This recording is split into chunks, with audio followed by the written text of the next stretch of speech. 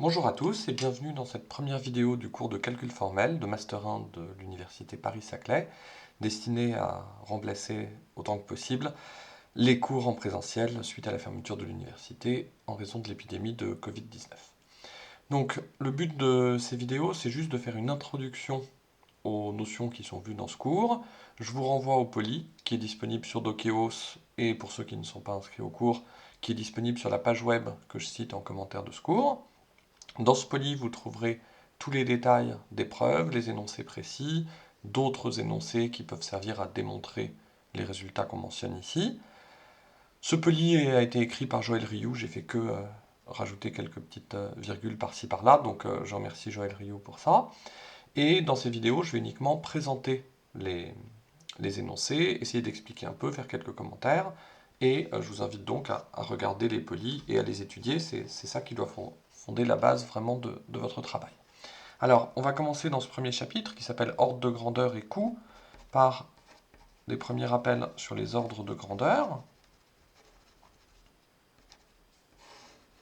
Alors, on utilise beaucoup les notations que vous connaissez, grand O, équivalent, qui sont les mêmes notations que vous connaissez en analyse, pour des suites en général. On a souvent un paramètre n, et puis on cherche à savoir quand n tend vers l'infini, quel est l'ordre de grandeur du nombre d'opérations qu'on réalise, par exemple. En général, l'ordre de grandeur du coût d'un algorithme.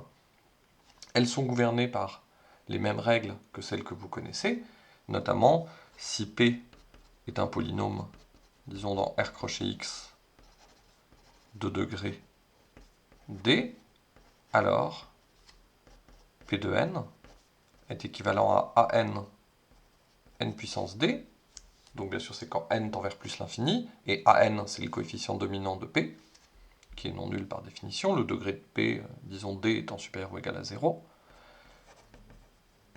et notamment p de n, c'est un grand O de n puissance d. Ensuite, qu'est-ce qu'on peut dire? Un certain nombre de choses, et notamment le fait que si on fait la somme pour k égale 0 jusqu'à n de p de k, c'est-à-dire la formule sommatoire, la fonction sommatoire d'un certain polynôme, eh bien les grands O de n puissance d plus 1. Donc ça, c'est le genre de résultat que vous verrez démontrer dans le poly. Il n'y a pas de preuve proprement dite dans le poly, parce que c'est toujours un petit peu elliptique, mais en fait, ce qu'il y a, c'est un certain nombre d'énoncés intermédiaires qui permettent de démontrer ce résultat-là. Et l'idée, c'est que vous voyez bien comment chaque énoncé se déduit du précédent. C'est à chaque fois, quand c'est pas rédigé dans le poly, c'est que c'est vraiment quelque chose que vous pouvez faire juste en l'écrivant proprement. Et ensuite, si vous avez des questions, si c'est pas clair ou quoi, n'hésitez pas à me contacter. Mais justement, l'intérêt d'avoir un poly qui soit rédigé de cette manière-là, c'est que vous ayez un travail à fournir à chaque fois pour bien comprendre comment chaque énoncé se déduit du précédent. Mais normalement, c'est une mécanique bien huilée, et toutes les idées qu'il faut avoir, elles sont soit écrites dans les preuves, soit dans les énoncés qui sont écrits dans le poly. Donc en tout cas, c'est le genre d'énoncé qu'on peut démontrer, et qui nous sert à démontrer un théorème principal,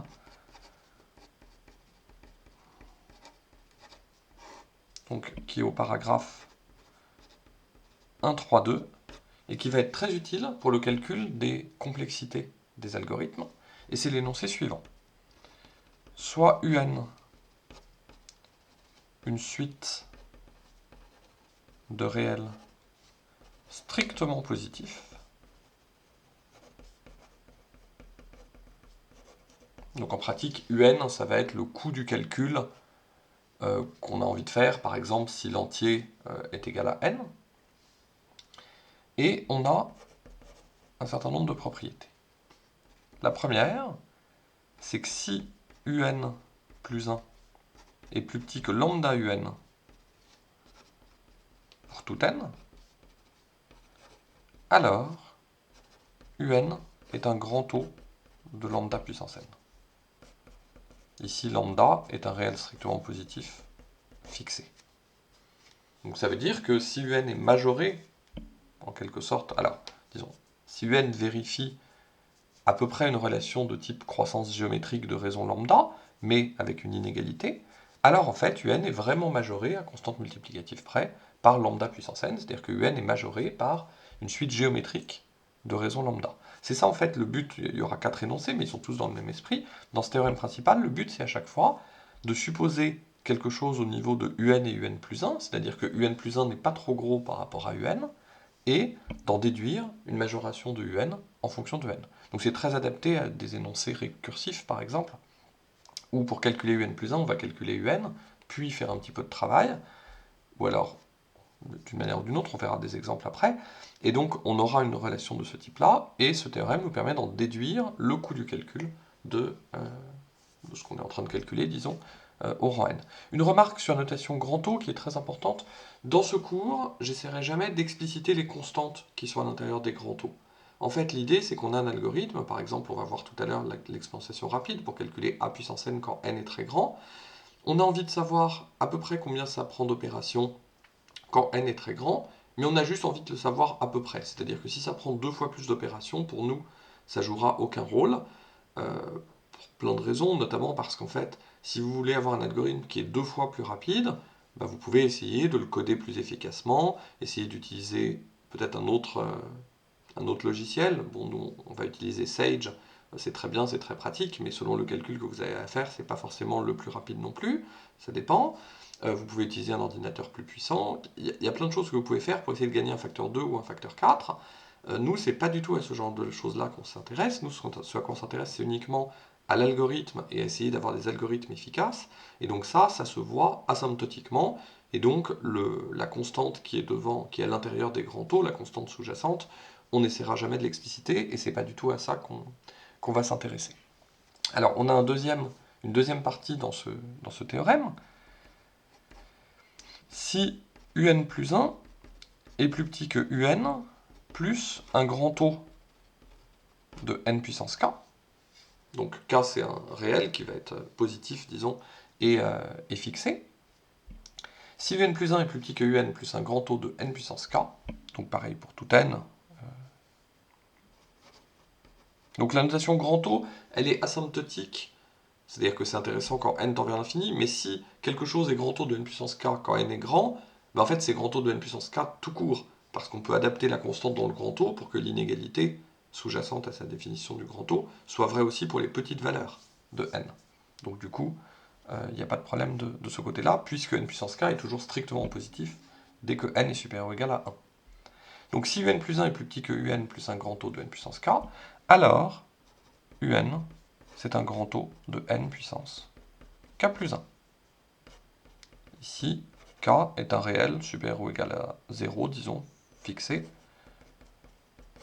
En fait, on pourrait prendre k un réel strictement plus grand que moins 1, mais ça ne nous servira pas dans ce cours. Ensuite, troisième propriété, si un est plus petit que u indice n sur 2 plus O de 1, alors un c'est grand taux de log n. Alors je mets log n, donc je pourrais mettre log en base 2 de n. En fait, ça n'a aucune importance parce qu'on passe du log en base 2 au log dans une autre base en multipliant par une constante, et cette constante est avalée dans le grand taux. Alors ici, ce que j'appelle n sur 2 avec des crochets comme ça vers le haut, c'est l'entier qui est juste au-dessus de n sur 2, le plus petit entier supérieur ou égal à n sur 2. Alors si n est pair, c'est n sur 2, si n est impair, c'est n plus 1 sur 2. Alors qu'est-ce que ça veut dire? Ça veut dire si pour calculer, disons, mon algorithme au rang n, j'ai besoin simplement du même temps que pour le calculer pour n sur 2, plus une constante, alors un, c'est grand taux de log n, on verra un exemple de ça tout à l'heure avec l'exponentiation rapide. J'ai mis ici le plus petit entier juste au-dessus de n sur 2, en fait, vous avez le même résultat avec partie entière de n sur 2 ici. En fait, en général, un c'est une fonction croissante de n. Donc, si un est plus petit que u indice partie entière de n sur 2 plus O de 1, bah, comme u indice partie entière de n sur 2, c'est plus petit que u indice le plus petit entier au-dessus de n sur 2 par croissance, on a forcément ce truc-là, et on a aussi la conclusion. Donc, cet énoncé 3i est plus fort, vu que j'ai mis le plus petit entier au-dessus de n sur 2, que si j'avais mis la partie entière de n sur 2. Du coup, il s'applique dans les deux cas. Et la quatrième propriété, c'est si un est plus petit que 2 fois u indice, le plus petit entier, au-dessus de n sur 2, plus O de 1, plus O de n, alors un c'est grand O de n log n. Donc ça, ce dernier exemple, c'est par exemple l'exemple du trifusion. Le trifusion, quand vous avez une liste de longueur n, vous la coupez essentiellement en deux parties égales, vous triez récursivement chacune des deux parties. Donc si au début votre liste faisait n, bah, chacune des deux parties elle fait en gros une longueur de n sur 2, et en tout cas inférieure ou égale au plus petit entier juste au-dessus de n sur 2, si vous coupez bien de manière aussi égale que vous pouvez. Donc vous avez vos deux sous-listes de taille partie entière de n sur 2 environ à trier. Donc ces deux sous-listes, vous les triez chacune en temps u indice partie entière de n sur 2, ou plus petit entier au-dessus de n sur 2. Vous en avez deux à faire, donc ça vous prend deux fois ce temps-là. Ensuite, il faut fusionner les deux listes triées que vous avez. Vous avez deux listes triées de longueur n sur 2, et vous devez les fusionner. Ça prend un temps qui est grand O de n. Donc finalement, pour trier votre liste de longueur n, vous avez un temps qui est majoré par 2 fois u indice n sur 2 plus O de n. Et donc cette propriété-là est vérifiée, et vous appliquez ce théorème pour montrer que le trifusion est en grand O de n log n. Donc c'est un exemple d'application. Donc la preuve de ce théorème principal, c'est vraiment que des maths, il n'y a pas d'algorithmique du tout, enfin, c'est vraiment que passer d'une récurrence à une propriété sur la suite, et à chaque fois on remplace les grands O par leur définition, c'est-à-dire on dit voilà, on suppose qu'il y a une constante telle que, vraiment l'idée c'est que grand O, avoir un plus petit que Vn, un égale grand O de Vn, ça veut dire qu'il existe une constante strictement positive, telle que pour tout n, dans n, ou souvent on le prend dans n étoile, on est un plus petit que c fois Vn. Et si on a Vn strictement positif pour tout n,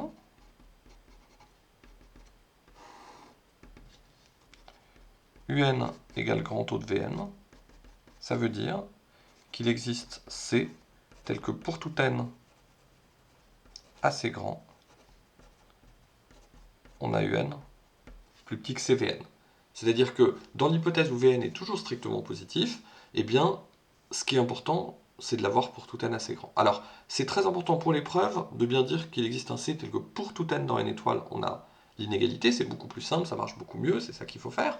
Mais quand on imagine ce que ça veut dire, bah, il faut toujours se dire que ce qui est important, c'est que ce soit vrai pour n assez grand. Si n est trop petit, eh bien on adapte la constante, c'est-à-dire pour démontrer que si ça c'est vrai, alors un est grand O de Vn, eh bien ce qu'on dit c'est que quand n est assez grand, on a cette inégalité, et ensuite on remplace C par le max entre C et les un sur Vn pour n plus petit que le rang à partir duquel ce truc-là est vrai. Et donc comme ça on augmente le C, on l'augmente avec le max d'un nombre fini de termes, donc c'est bien quelque chose qui existe. On a bien le droit de diviser un par Vn parce que Vn est strictement positif. Et ça démontre comme ça que si ce truc-là est vrai, alors en fait, il y a une autre constante pour laquelle c'est vrai à partir du premier rang. Et encore une fois, la valeur de la constante n'a aucune importance pour nous, donc ça ne pose aucun problème. C'est de ce point de vue-là qu'une notation grand O est à la fois asymptotique, c'est-à-dire ce qui compte c'est quand n est grand, mais en fait, l'inégalité est vraie pour tout n. Nous, on sera toujours dans les cas où Vn est strictement positif.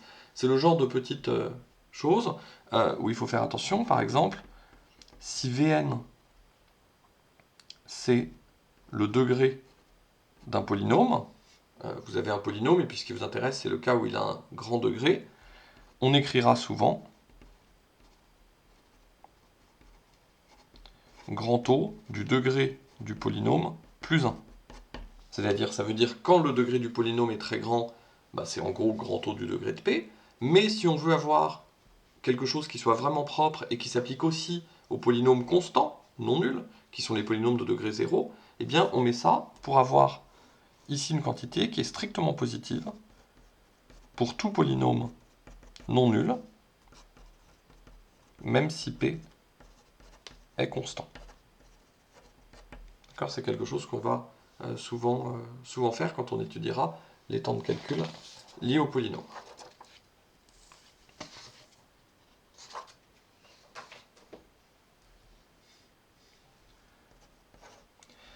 Alors on va passer maintenant à un premier exemple d'algorithme qui est absolument fondamental, qui est l'exponentiation rapide.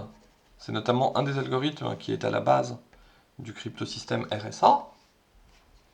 Et pour voir l'intérêt de l'exponentiation rapide, on va commencer par l'exponentiation naïve.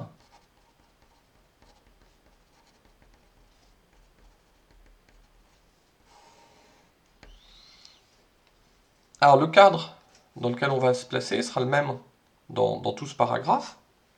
On va se donner A, un anneau, petit a, un élément de grand A, n, un entier, et on veut calculer a puissance n. Alors en fait, je le mets dans un anneau, c'est comme ça dans le poly, mais en fait, on peut faire ça dans un groupe. Si G est un groupe noté multiplicativement, on peut calculer a puissance n, et c'est exactement la même chose, où G un groupe noté multiplicativement. Alors, comment on fait naïvement pour calculer l'exponentiation? On peut écrire une fonction, si vous voulez, en Sage, def expo naïve de an. Si n est égal à 0, on renvoie 1. Sinon, on renvoie a fois l'exponentiation naïve de a n-1. Alors, là, je l'ai programmé en récursif. Dans le poly, c'est programmé en itératif. En tout cas, cette exponentiation naïve, elle calcule bien a puissance n. Alors, on peut calculer le coût de cet algorithme. C'est pas difficile, mais on va le faire de manière précise pour que ce soit fait. La première chose qu'il faut toujours savoir quand on calcule le coût d'un algorithme, c'est qu'est-ce qu'on calcule. Le coût d'un algorithme en soi-même, ça veut rien dire. Il y a le coût en temps et le coût en mémoire. Alors, pour l'instant, on va parler du coût en temps. Le coût en temps, c'est le temps que ça prend. Le problème, c'est que mesurer le temps que ça prend, eh bien, c'est très difficile. Bon, on peut faire une expérience, on peut lancer le programme avec plusieurs valeurs de n qui sont très grandes et regarder combien de temps ça prend. Ça, c'est une façon concrète de le faire qui est intéressante. Mais si vous voulez une approche juste à partir de l'algorithme, eh bien, ce que vous pouvez calculer, c'est le nombre, par exemple, de multiplications. Ça, c'est une façon de calculer la complexité, c'est-à-dire calculer le coût en temps. Vous pouvez calculer aussi le nombre d'opérations. Par exemple, souvent, on aura des opérations dans ce cours qui seront sur un corps, et on calculera le nombre d'opérations dans ce corps qui nous intéresse, mais en tout cas, il faut toujours savoir le nombre de quoi on calcule. Donc là, on va calculer le nombre de multiplications, et alors on va noter un, le nombre de multiplications utilisées pour calculer a puissance n par cet algorithme. Alors, on peut le faire directement, mais là on va essayer de le faire en utilisant le théorème qu'on a vu tout à l'heure. Quand on veut calculer un, quand on veut calculer a puissance n, pardon, qu'est-ce qu'on fait pour calculer a puissance n? Si n égale à 0, c'est 1, donc là il n'y a rien à faire. Et sinon, on calcule a puissance n moins 1, on le multiplie par a, et on dit que ça fait a puissance n. Donc pour calculer a puissance n, il faut calculer a puissance n moins 1, donc le nombre de multiplications à faire, c'est u indice n moins 1, et ensuite il faut faire une multiplication entre ce qu'on a obtenu et a. Donc c'est un moins 1 plus 1.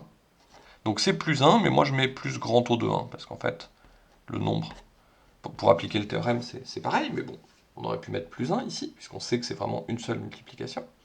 Et donc on peut appliquer le théorème de tout à l'heure, avec un plus 1 égale un plus grand O de n puissance k, alors ici k c'est 0, et donc, par le théorème de tout à l'heure, un, c'est grand O de n.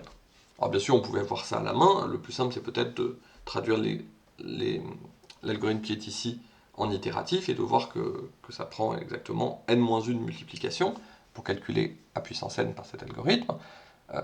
Ça c'est tout à fait clair. Alors, il y a une autre complexité qu'on calcule souvent, en plus du nombre d'opérations, c'est la complexité en espace. Alors, la complexité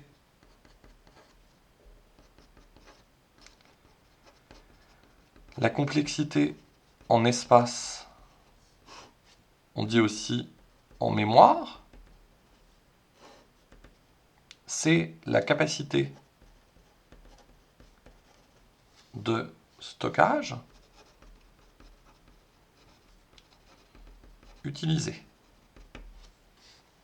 C'est-à-dire, pour calculer a puissance n par cette méthode, c'est en appliquant la fonction expo naïve de an, quelle est la capacité de stockage en mémoire de l'ordinateur utilisée par cet algorithme pour calculer a puissance n. Alors là, c'est simple, c'est un algorithme récursif. Pour calculer a puissance n, il calcule a puissance n moins 1, pour le multiplier par a. Pour calculer a puissance n moins 1, il doit calculer a puissance n moins 2. Pour faire ça, il doit calculer a puissance n moins 3, et ainsi de suite. Et c'est des appels récursifs qui sont imbriqués. Et donc, à chaque fois qu'il fait un appel récursif, eh bien, il doit calculer la valeur. Pour ça, il fait l'appel suivant, et ainsi de suite. Et il doit se souvenir ensuite, quand il remonte, de tous les résultats. Enfin, disons qu'il y a un moment où il est en train de se souvenir de tous les résultats intermédiaires de tous les appels récursifs qu'il a fait. Et quand vous faites cette fonction comme ça, vous avez grand O de n, appel récursif imbriqué. Et donc, vous avez besoin de vous souvenir des résultats de grand O de n, appel de la fonction. Et donc la capacité de stockage utilisée, ici, c'est grand O de n, entier à stocker. Alors en plus, ces entiers deviennent de plus en plus grands. Si vous calculez la puissance n et que n est très grand, bah, ça va donner des résultats qui sont extrêmement grands. Et donc c'est O puissance n, grands entiers à stocker, mais ça je ne rentre pas dans cette subtilité-là. Alors ça c'est dû au fait qu'on fait un appel récursif, c'est-à-dire qu'on fait des appels récursifs qui s'imbriquent. Si vous le faites en itératif, donc si vous le faites en itératif au lieu de récursif, vous voyez que vous passez ce coup en mémoire à seulement grand O de 1, parce que dans l'algorithme itératif qui est dans le poly, vous n'avez besoin que de vous souvenir de l'entier A, bien sûr, dont vous cherchez à calculer la puissance n, de l'entier n aussi, et de x, qui est une variable temporaire qui calcule les puissances de A au fur et à mesure. Oui, une chose, là je dis tout le temps entier pour l'élément de A, parce que j'imagine que A est dans Z, c'est un des exemples importants auxquels on applique l'exponentiation rapide, mais comme j'ai dit tout à l'heure, A c'est juste n'importe quel élément d'un anneau, il n'y a pas du tout besoin que ce soit forcément un entier.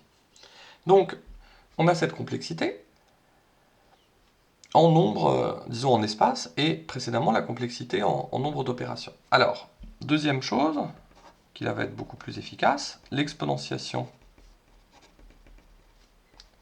rapide. Alors, comment fonctionne l'exponentiation rapide? L'idée, c'est que si vous devez calculer x puissance 16, ben c'est x puissance 2 fois 8. Donc c'est en fait x puissance 8 au carré. Mais x puissance 8, c'est lui-même x puissance 2 fois 4. Donc c'est x puissance 4 au carré que vous mettez au carré. Et donc c'est finalement x carré au carré au carré au carré. Alors, il ne faut pas que je me trompe. J'ai x puissance 2 au carré, ça fait x puissance 4. Au carré, ça fait x puissance 8. Et au carré, ça fait x puissance 16. Donc, finalement, si vous faites ça pour calculer x puissance 16, vous pouvez le calculer uniquement. Donc, on peut calculer x puissance 16 en 4 multiplications, donc, qui sont même en plus des mises au carré. On part de x, on le met au carré, le résultat on le met au carré, le résultat on le met au carré, le résultat on le met au carré, et on tombe sur x puissance 16. Donc ça, c'est l'idée fondamentale de l'algorithme d'exponentiation rapide. Alors, l'algorithme d'exponentiation rapide,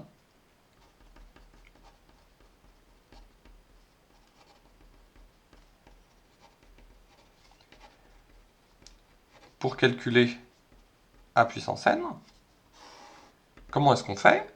Ben, si n c'est 0 ou 1,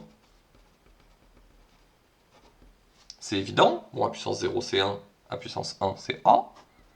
Et si n est supérieur ou égal à 2, on va calculer, disons, x, c'est y dans le poly, c'est a puissance partie entière de n sur 2. Et ensuite, Si n est pair, eh bien a puissance n, c'est juste y au carré. Et si n est impair, a puissance n, c'est y au carré fois y. D'accord? Donc ça, c'est le fondement d'un algorithme récursif, qui est écrit en détail dans le poly. Alors, pourquoi c'est vrai? Ben, si n est pair, y c'est a puissance n sur 2, donc a puissance n c'est a puissance 2 fois n sur 2, donc c'est a puissance n sur 2 au carré, donc ça fait bien y carré. Si n est impair, dans ce cas-là, n c'est 2 fois la partie entière de n sur 2 plus 1, et donc a puissance n c'est a puissance 2 fois la partie entière de n sur 2 fois a puissance 1, et donc ça fait bien y carré fois y. Alors, quel est l'intérêt de ce calcul? C'est que si on note un, le nombre de multiplications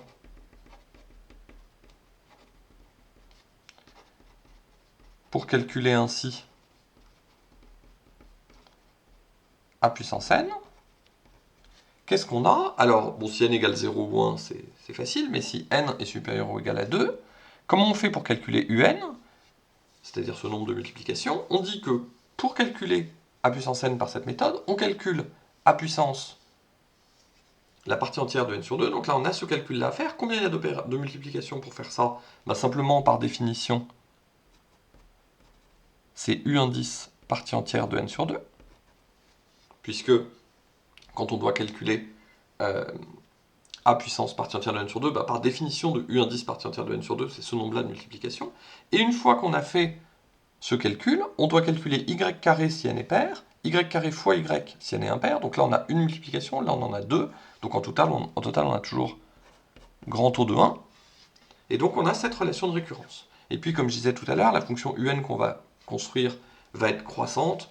Alors si on veut être très précis, on dit un, le nombre de multiplications nécessaires pour calculer a puissance n' pour tout entier n' inférieur ou égal à n. Comme ça on est sûr par la définition de un qu'on a une suite croissante.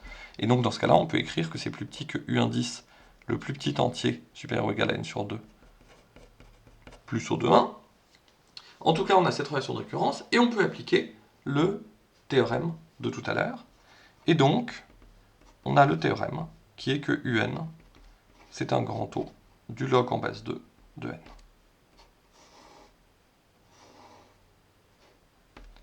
Donc ça, c'est le premier théorème qu'on voit qui est extrêmement simple et extrêmement important. Le théorème qu'on a vu tout à l'heure est très important. Mais celui-là est absolument standard, complètement simple et très important. On verra notamment pour l'algorithme, le cryptosystème RSA, on verra que c'est très important de pouvoir calculer a puissance n pour des grandes valeurs de n et de le faire très efficacement. Donc le fait que le nombre de multiplications à faire soit en grand O de log n, c'est ça qui permet qu'on arrive à le faire rapidement. Alors, si on regarde maintenant le coût en mémoire, alors quel est le coût en mémoire? Si vous le faites de cette manière-là, donc coût en mémoire,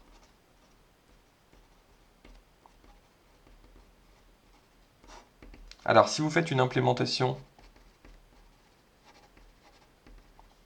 récursive, donc comme ce que j'ai fait ici, et c'est fait aussi dans le poly, si vous faites une implémentation récursive, eh bien c'est la même chose que tout à l'heure. Si vous appelez Vn le coût en mémoire, vous avez Vn qui est plus petit que V indice partie entière de n sur 2, parce que vous avez bien besoin de stocker, de calculer a puissance partie entière de n sur 2, ça c'est un certain coût qui est V indice partie entière de n sur 2. Et puis une fois que vous avez le résultat, vous devez stocker ce résultat-là, et puis éventuellement vous avez un calcul à faire ici, de y carré avant d'obtenir y, avant d'obtenir a puissance n. Donc vous avez exactement la même relation de récurrence. Si vous appelez Vn le coût en mémoire pour calculer a puissance n par cette méthode récursive, Vn c'est aussi plus petit que V indice partie entière de n sur 2 plus O de 1.